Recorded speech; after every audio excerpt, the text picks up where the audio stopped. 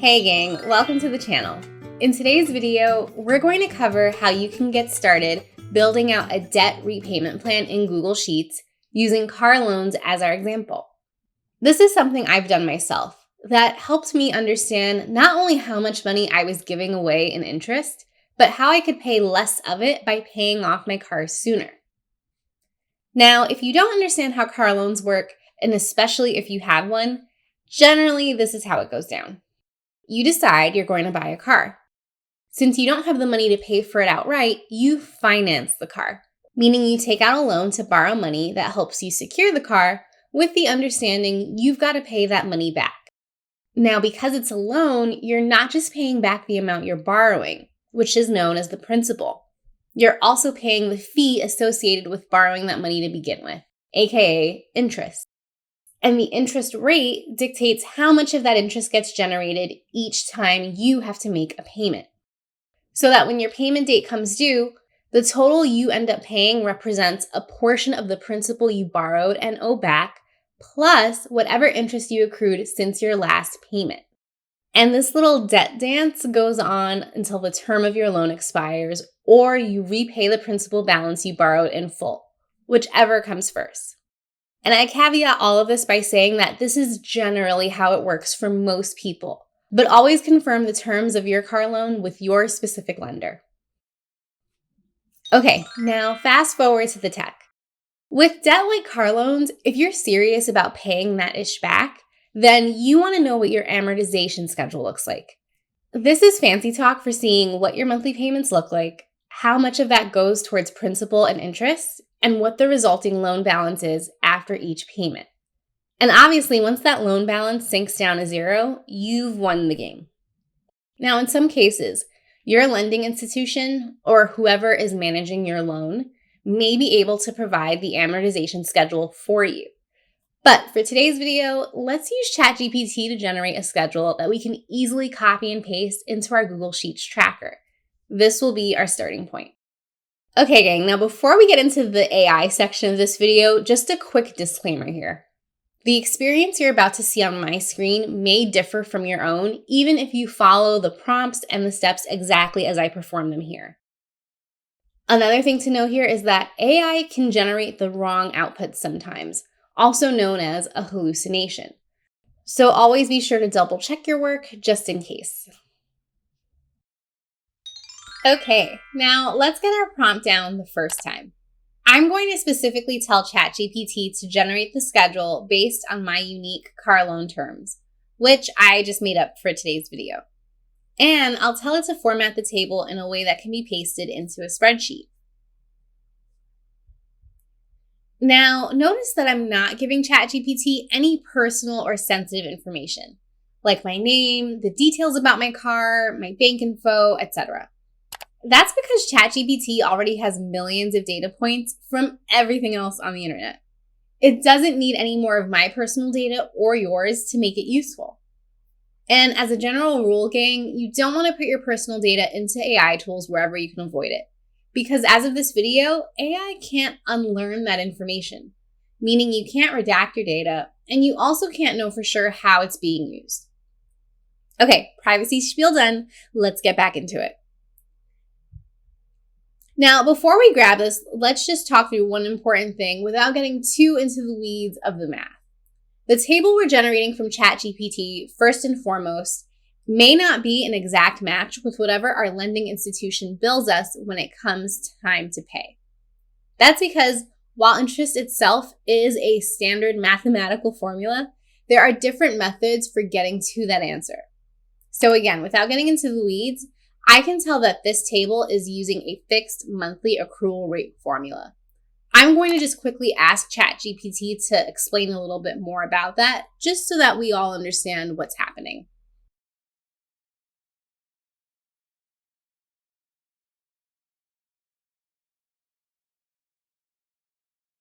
Okay, this is pretty helpful. So for the purpose of getting our car repayment schedule started, let's copy this table and paste it into our sheet.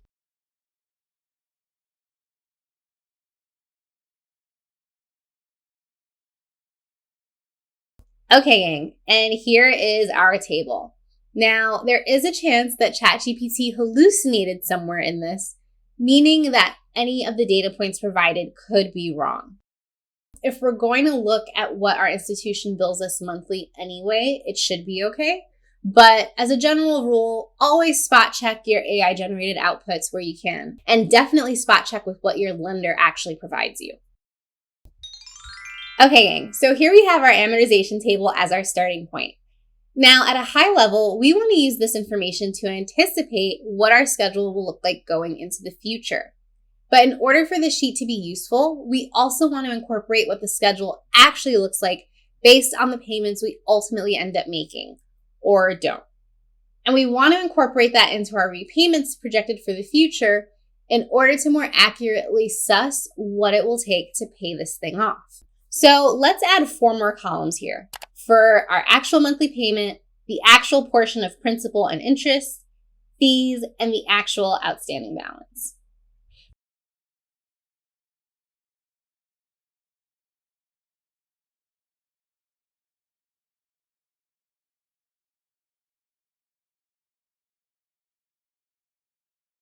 And I said 4 columns earlier, but clearly this is 5. And I'm also just going to format the sheet to make it a little more obvious that the items to the left are projected and the items to the right are actual.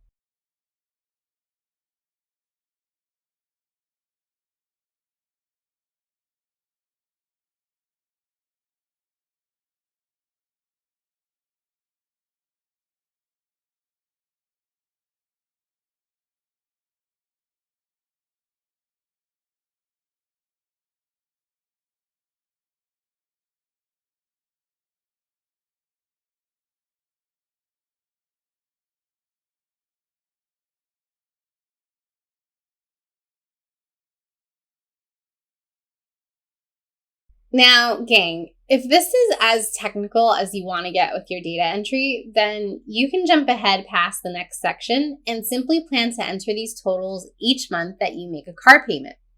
However, if you're up for a fun challenge, let's automate some of these columns so that we aren't entering as much information manually. Okay, gang, good job sticking around. Now we're going to program our sheet so that we only have to enter principal and fees manually. Why these two? Because entering the amount of principal we pay down is going to make this data entry feel just a little bit better.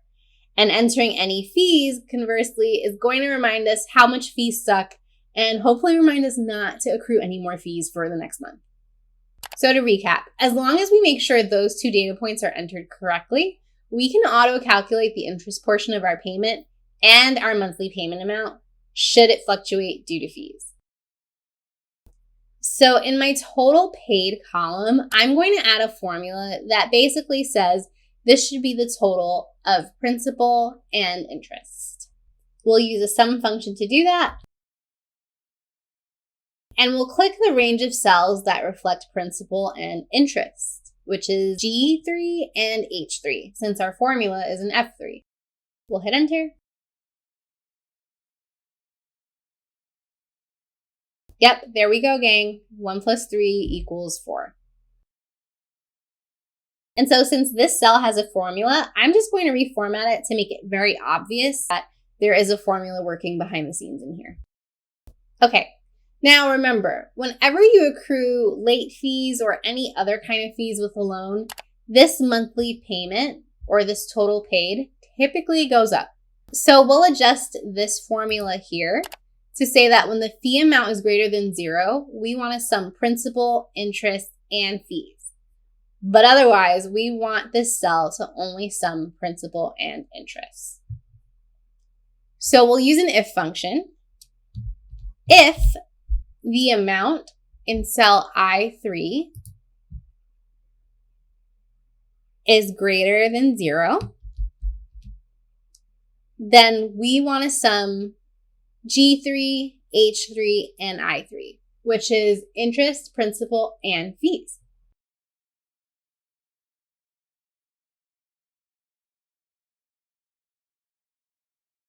Otherwise, we'll just have it do what it's been doing since a few minutes ago, where it sums only principal and interest. All right, so that's our if function. Let's hit enter. And let's see if it works. Okay, 1 plus 3 is 4. Now let's pretend I had a $25 late fee and see if that sums.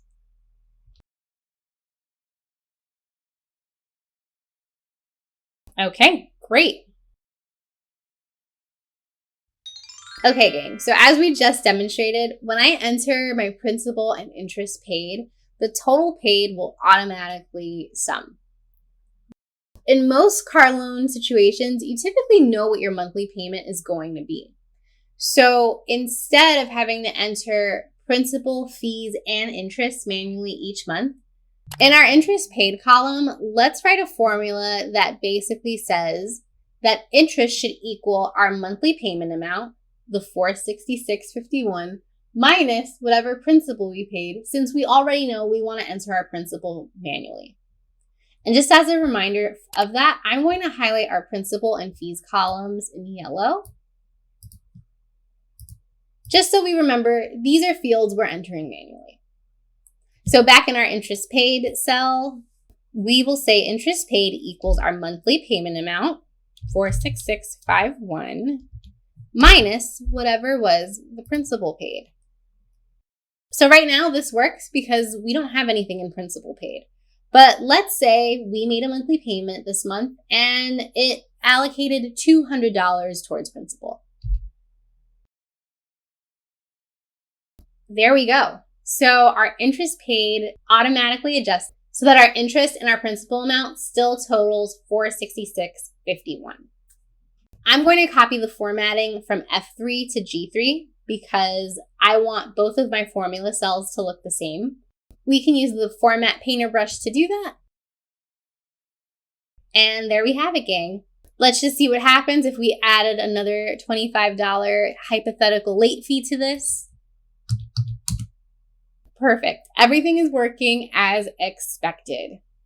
Now, for the final step in our formula building journey, we are going to automatically calculate the principal loan balance after each payment. So to do this, we actually need two slightly different formulas. Our first formula, which is the very first one in this column, is going to be the amount we borrowed specifically, the $23,000, minus principal paid this month.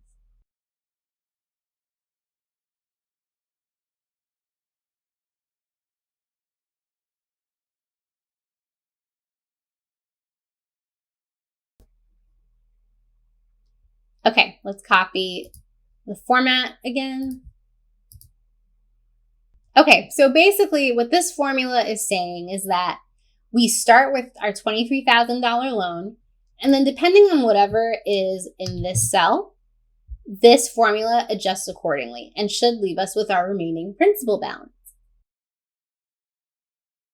Now for the next month, instead of having the same formula where we're subtracting from $23,000, we are going to subtract the principal amount from the last principal balance.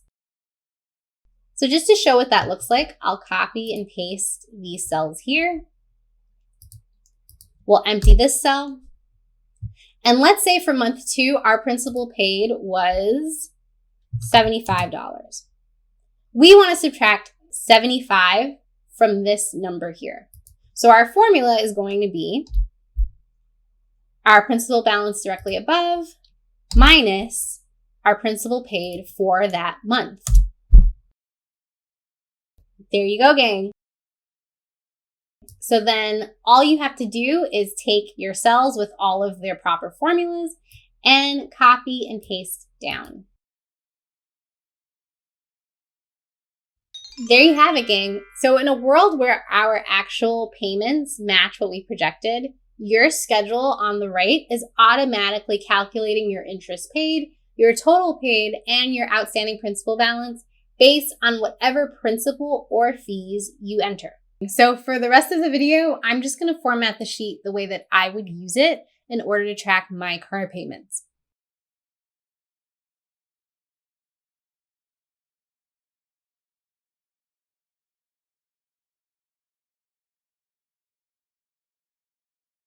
So I'm going to start by adding a column for the actual payment date, because while having month 1, month 2, month 3 on the side is helpful, I'd prefer to actually write down the day that I make the payment.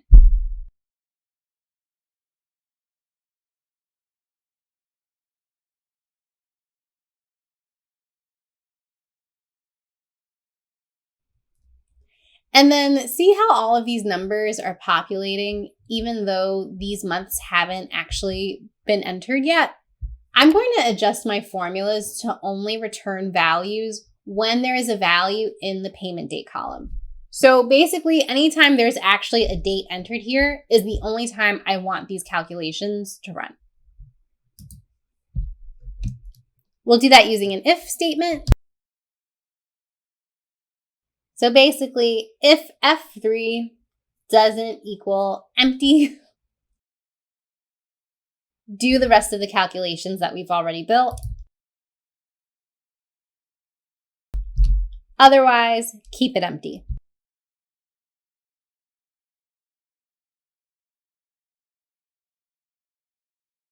Let's copy and paste this down. Okay, so this column is now saying that if there's a date in our payment date column, then it will calculate the total paid. So to recap, our total paid column formula is looking to see whether there's a value in our payment date column. And if there is, it will run the calculation. So let's say I want to add a payment date of April 1st. I'll hit enter. And there's my formula working. Now I'm going to add the same logic for our interest paid formula and our actual balance. So once again, using an if statement, if the value in cell F3 isn't empty, then we'll run the calculation that we've already built. Otherwise, we'll keep it empty.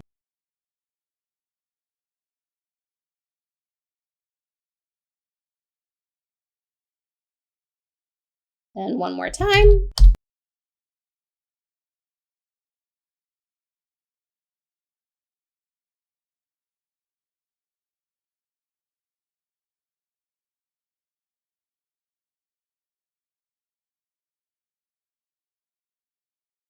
Okay, I'm going to blank out principal paid for now so that we can just copy this whole section and paste it down.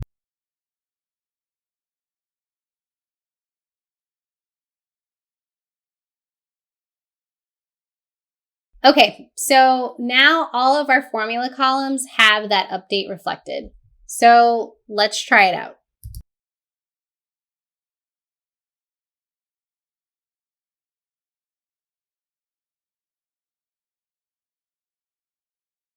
Oh, and I have to update this formula actually, so that instead of subtracting from the loan amount up here, we're just subtracting from the last balance.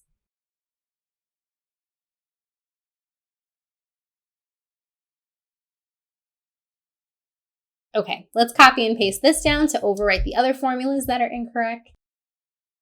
See, gang, I'm human. I make mistakes too. And there we have it. So now if we added a second payment date,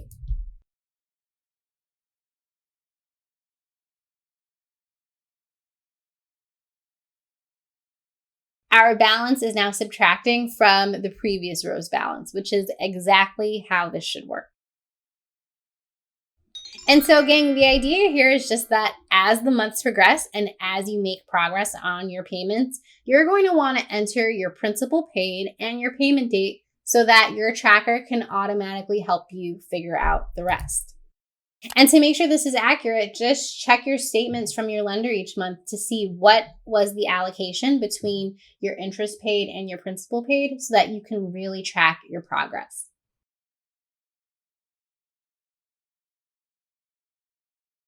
And if you want, you can even chart some of this out. If I choose my payment date column and my actual balance column, I can see my running principal balance as it gradually gets down to 0, which hopefully it will relatively soon.